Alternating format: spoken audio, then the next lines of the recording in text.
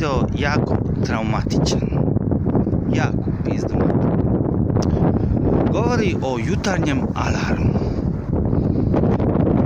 Taj koji je izmislio jutarnji alarm, posebni krug pakla za njega rezervirajte. Brat mili, sjećate se onih elektronskih aparata, bi, jebe mu. Ako išta padne mu nesvijest kad čujem od muke, povraća mi se, to je taj zvuk. I zamislite, u Zagrebu, kako su zgrade spojene, unutra ima tiho dvorište, veliko, ogromno, neka budala ostavi upaljen alarm. I on satima, ja radim nakid, satima on trubi mi u mozak. Pa ja govorim drugi posebni krug pakla za to koji je izmislio tu treštavicu od elektronskog sata. No dobro. Onda sam pokušao za Tino Turner da me budi, pa sa ovim, pa sa onim, znate. Nema tog anđela koje ja ne skidam ujutro kao meni zvoni. Nema te pisme koja će mene razveseliti ujutro.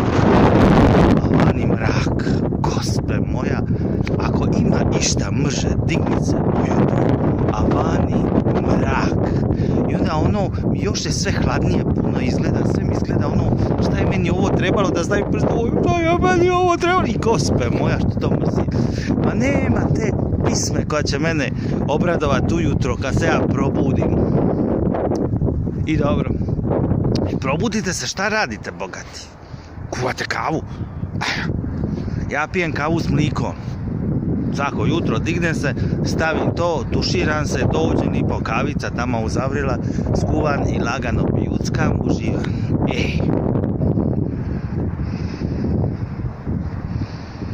Kad se dignem, kuva kavu, nakon onog jebenog alarma, pa nema kave ili mlika, isto mi je.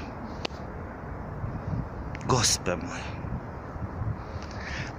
ako ima nečega da mi loše neko napravi, to je ja sam sebi, kad mi nestane kave, a nisam kupio drugu ili mlika.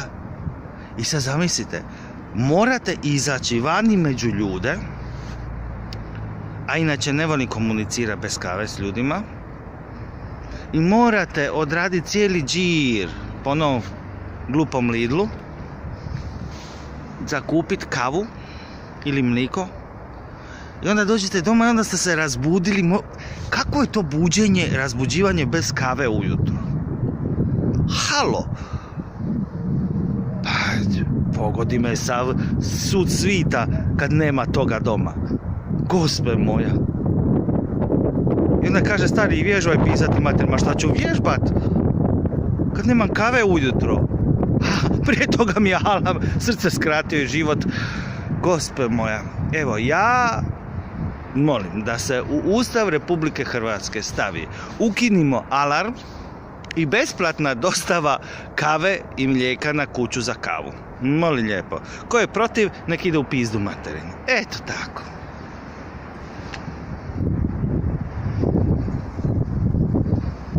Kako influenceri.